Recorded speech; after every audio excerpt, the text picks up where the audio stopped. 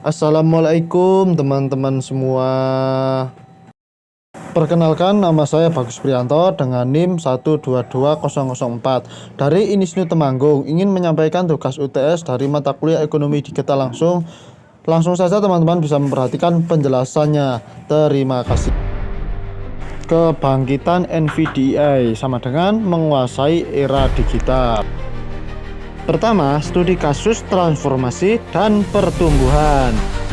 NVDA, perjalanan Titan teknologi. Adapun daftar pembahasannya, yang pertama mendefinisikan lanskap digital.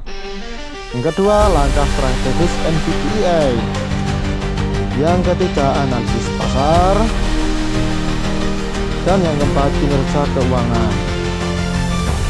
Adapun yang kelima, analisis SWOT. Adapun yang keenam adalah wawasan studi kasus dan tren dan prediksi masa depan.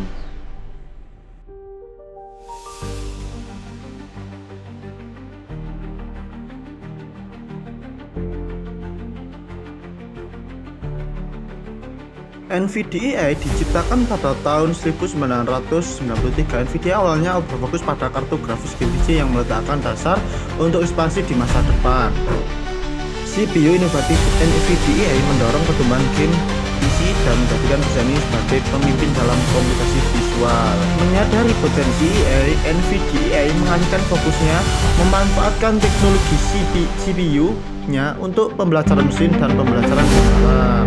Teknologi NVDA menjadi penting bagi pusat data di seluruh dunia, mendukung pengembangan AI dan komputasi kinerja tinggi.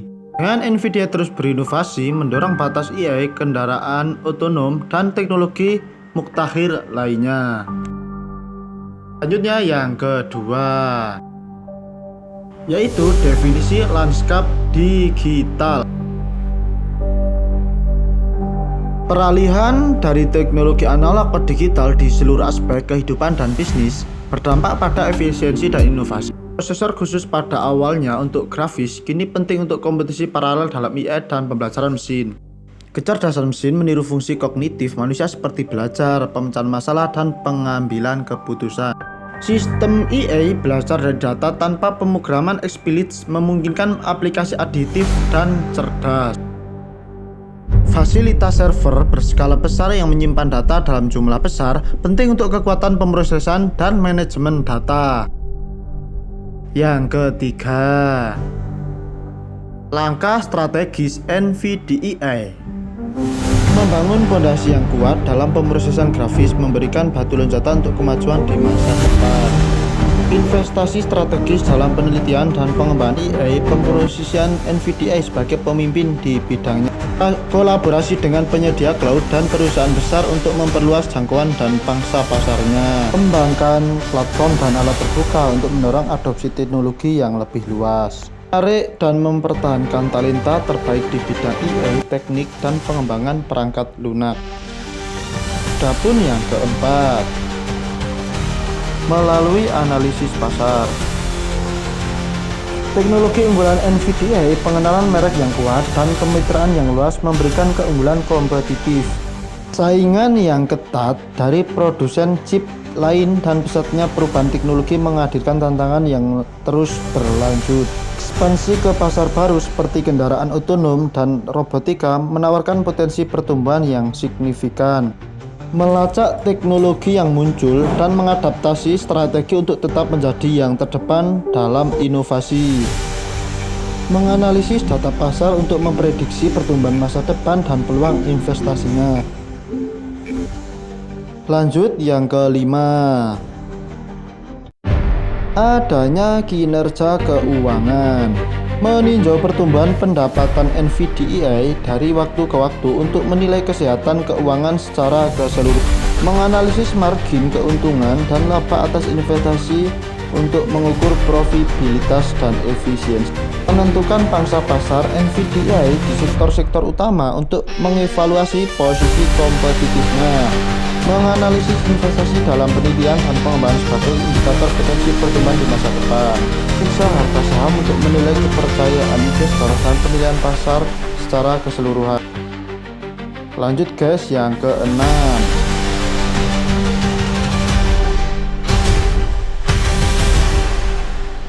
yaitu analisis SWOT SWOT. Identifikasikan kompetensi inti dan keunggulan kompetitif NVDA. Mengenali potensi keterbatasan dan area yang perlu ditingkatkan. Menjelajahi pasar potensial dan area pertumbuhan. Selanjutnya, menganalisis potensi risiko dan tantangan. Merumuskan strategi untuk memanfaatkan kekuatan, memitigasi kelemahan, memanfaatkan peluang, dan melawan ancaman. Selanjutnya yang ketujuh, wawasan studi kasus. Pentingnya inovasi dan adaptasi berkelanjutan untuk tetap kompetitif di pasar yang berubah dengan cepat. Perlunya perencanaan dan pelaksanaan strategis jangka panjang untuk mencapai pertumbuhan berkelanjutan. Nilai riset dan analisis pasar menyeluruh untuk memahami tren pasar dan kebutuhan pelanggan. Pentingnya mengelola risiko dan tantangan secara proaktif untuk memitigasi potensi gangguan. Peran penting dalam menarik dan mempertahankan talenta terbaik untuk mendorong inovasi dan pertumbuhan. Yang kedelapan,